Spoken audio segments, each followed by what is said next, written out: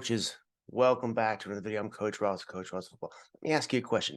How many of you like to go empty?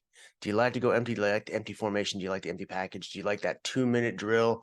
If you do, stick around for the rest of this video. I'm going to talk about a little package you can add that I learned about that we can use in your offense. You can put it in right away because I know camp season is right around the corner, literally a couple days away for us. So I know for the rest of you guys, it's right around the corner. So if this is something you might want to add into your offense, it's a cool little thing that I learned at a clinic. So stick around. But before we do that, if you've never been to my channel, welcome. I'm Coach Ross, Coach Ross Football. On this channel, we talk about anything and everything offense football as much as we can. Spread offense mainly, talking about the air raid, run and shoot, anything from spread to passing schemes to running schemes to playbooks, whatever it might be. We try and cover it on this channel. So that's something you're interested in. Make sure you hit subscribe. Also like this video if you like this video. And let's get into it. All right, so how many of you like to go empty? Do you like, is that your main formation, or do you just typically use it as a package? Me personally, empty is not a vital. So how many of you like to go empty? How many of you have an empty formation in your offense, whether you motion to it or you just set up, or it's your 2-minute drill, whatever it might be? How many of you like to do it? I love the empty formation. Now, it's not one of my staple base formations or anything like that, but definitely it's in the playbook. It is. It's more of a package for me that I can go to real quick. But the real question is, what do you do with the backside?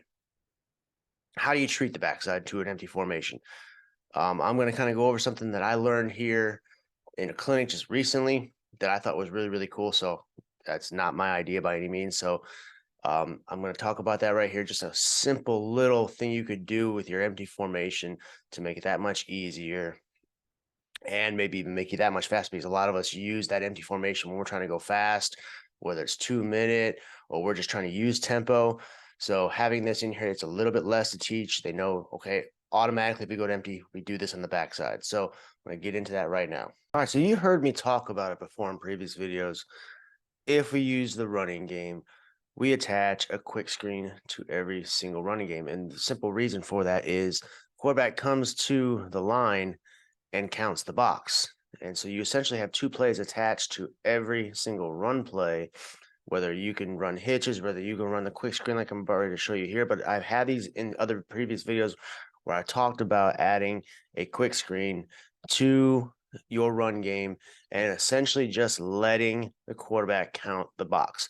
So if the box is advantageous for the run, he simply just hands the ball off.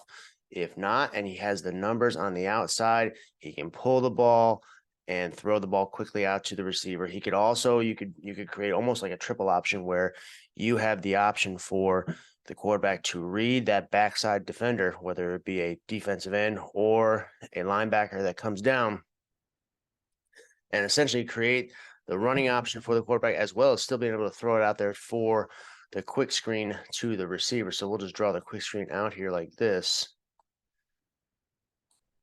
Oops, that's supposed to be a block. You get the idea. So draw the quick screen out there like that. And essentially you have the option. It's like almost a triple option play.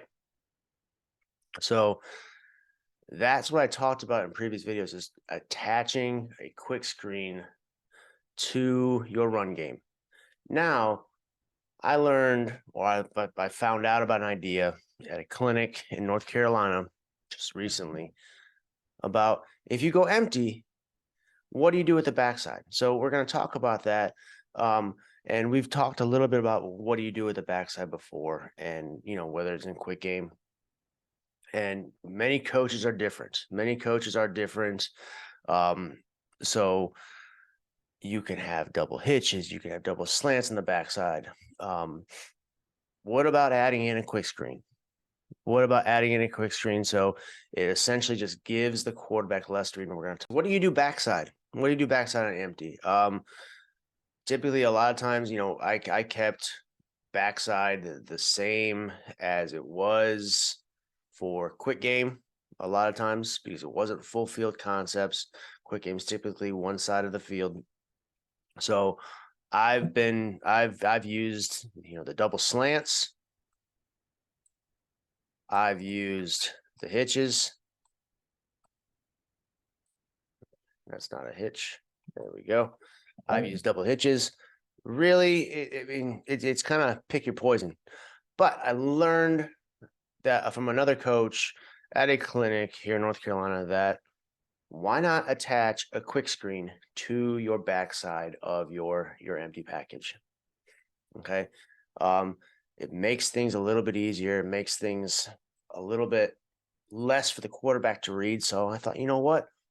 That's a great idea. So we're going to get into it and we're going to talk about it. I'm going to show you typically how I would do it, and how I explain it. And I don't have any film on this because this is just a brand new idea that I'm really, really tempted to try out.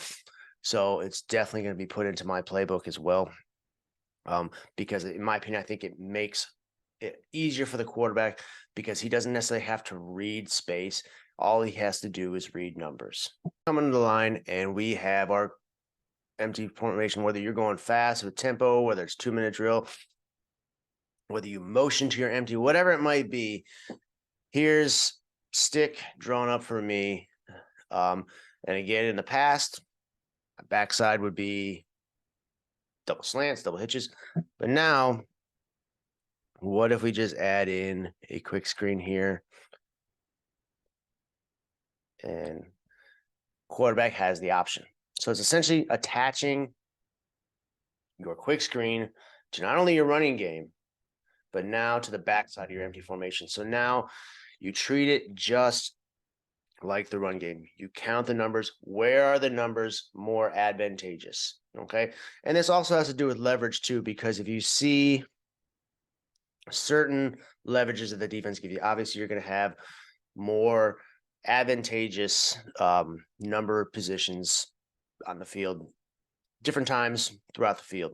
Okay. So might not be the same every single time. So let's use this for an example. Right now, the quarterback could come to the line. He's got a 5-man box. Okay.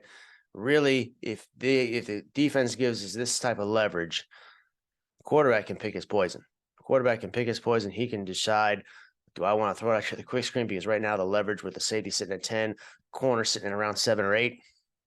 Really, I could just quick turn and throw this ball out to the running back and have that much space right there for the running back to make a move and get open space and get upfield. Adversely, on the other side, stick looks really, really good too, because it's really, really easy to declare the man that we're going to read, which is this guy right here in the middle. You know, again, easy yardage here. No matter who he chooses, he's going to be wrong based on those leverage, because this safety back here cannot make a play on that flat defender.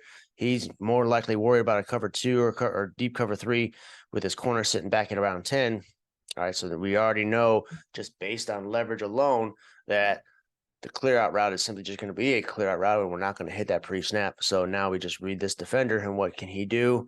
Either we hit the stick or we hit the flat route, because the safety is in no position to stop either one. So right now, the leverage is advantageous on both sides for the quarterback. Because again, with empty, you're obviously spreading out the defense. And for me personally, H and T or F, typically you call it F, are my 2 best players, my most athletic players. So naturally, I'm going to put them on either side of the formation. That's just me, but I'm going to put them on either side of the formation to spread the defense out even that much more thin, because by the time they play me or my offense, they know that those 2 are the 2 guys they basically have to worry about, have to scheme against, have to locate on the field at every snap, because I like to move them around. And if I can spread them out even further, as well as with an empty formation, that just spreads the defense that much more thin. They have to declare how they're going to cover it and how many guys are going to send to one side. So that's just me. That's personally, I mean, you can do however you want, but that's just how I like to do it. I want to stress the defense as much as possible from sideline to sideline. So therefore, I'm going to put my 2 best guys opposite sides just to spread the defense out that much more and have them declare who they're going to focus on a little bit more. And again, this is just meant to take advantage of where the defense is not. Same essential thing here, okay? You are still, I mean, obviously the picture for the defense is a little bit different, okay? But still, it doesn't change. You still count the box, okay? you still count the sides. You still look at the advantageous side. It's not necessarily, I mean, when I say count the box, I mean it a little bit different than I would if we're doing the run game. Okay, so essentially what you do are you are counting the side, or you are looking at the side and finding the number and leverage advantage. Okay, so I kind of explained that a little bit wrong in the last segment. I apologize for that. So what you're doing with this, very, very similar to the run game and adding the quick screen where the quarterback's counting the box. Now, essentially, instead of just counting the box, he is just looking at where the numbers advantage is and the leverage advantage, because obviously the leverage changes. If you start hitting shorter passes, naturally, what's the defense going to do? They're going to come up and they're going to play a little bit more in your face. So where's the leverage advantage? Okay, where's the numbers advantage? Those things are, and really that's very easy to see for the quarterback pre-snap. He can see, okay, I got this over here. I always know I have a quick screen to the backside. I know that my quick game over here, where is my advantage? I know where I'm supposed to be. So again, running the quick game, it's the same out of a 2x2 or a 3x1. Essentially, this is just out of a 3x1 right here. He knows the areas of the field where he's supposed to hit. All right, now he just has to see, okay, where is my advantage? Where can I get the ball to my playmaker as fast as possible and let him do what he does? Where is that option? So now you give him that option on both sides. This is adding the quick screen in here is a little bit less for the quarterback to have to read. So he doesn't necessarily have to read. He just knows that he got the quick screen there, and then he comes pre-snap to the ball. And if you see something like, for example, like I have here on the screen right now, essentially what the quarterback would see is, okay, they are down low. All right. The defense basically has press coverage on the backside, essentially. And it's almost man defense here. So his brain should be telling him right now, quick screen is dead. All right. The quick screen is not advantageous right now. Can't run it. So I'm now moving on to the side here, because there's no way that I could get this quick screen without getting my running back caught up in the backfield or killed. Okay, because essentially there are two players right here that could be unblocked. It depends. We always tell with the quick screen, most dangerous player. Typically right now in this kind of look, this defender right here would probably be the most dangerous player. So he'd have to block here, and T or F would be one-on-one with a corner. Still possible. It's not ideal. So typically in this kind of look, in practice, if we've never practiced before, I'd be telling the quarterback, okay, if you see this, this is not good for the quick screen. This should be automatic. We're looking to the quick game side, the more side over here. And so again, if this kind of leverage here, this is obviously still advantageous for the quick game, because corners down low, we could potentially pre-snap and say, hey, we might be able to hit this. So we would, if the corner sits like that, he is either staying man-to-man with this outside receiver, or he is kind of playing almost like a cover two, and he's staying in the flats. So we're going to peek that corner, okay, depending on what we do. If we can hit that whole shot right over here, over the top, we may take that. If he stays here, we hit that. If he goes with the receiver, eyes immediately go right here. And again, that safety in that kind of a position is in no way positioned to be able to take advantage of either the stick or the flat route. Last little scenario here: what do you do if they go basically strictly man on you on this? Okay, well, this is where, again, where are the numbers? If you have it, take the quick screen. If you don't, still, is this advantageous? Well, this is kind of one of those where it's kind of muddy waters. Still have a 3-on-3, so technically in quarterback's eyes, the numbers would be more of an advantage to the quick game side here. Still 3-2 over here, technically not as good numbers advantage, obviously, for the quick screen. So the quick screen typically is dead here. So now what do we do with the quick game? So this is where kind of tags we come in, okay? Because if we see this, obviously probably not going to run too much. We might tag this to maybe a stick and go. So for example, he might run his stick, and then he might run a go up this way, because we have that, because that safety has come down. Now he's vacated the middle of the field. So now the middle of the field is wide open. We could potentially even run a stick here, right? And have him technically run off up the seam. There's multiple things you can do, but this is kind of where the tags come in. We also pre-snap this. We could take this whole shot here over the top. And even if you don't complete it, this typically a lot of times gets the defense to back up, so that you can have more space underneath. But if you see something like this, again, doesn't change anything. You're still playing the numbers game here. Which side gives you the advantage? Which side gives you the advantage? Okay. Do you maybe need to add a tag or two in here just to try and stop it? Sure. But it's a again, for me, the empty formation is more of a package. I got a package of plays. Obviously, you're limited to what you can do unless you start using motion a little bit to change the formation. But typically in a base empty package, you're obviously limited to what you can do. So this takes down the reading, in my opinion. I think this is great. It takes down the reading for the quarterback. All he has to do now is just look at numbers and leverage. Where's his advantage? Very, very similar to, like I said earlier in the video, with the run game. Attach a quick screen to your backside of your empty formations, create a package out of it, and make it that much easier for your quarterback.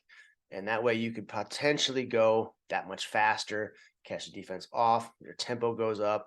So hope you enjoyed this video. It's a quick video, something I just learned about, I wanted to share with y'all. So hope you enjoyed it. If you did, make sure you give it a like. Also, subscribe to the channel. We'll see you in the next one.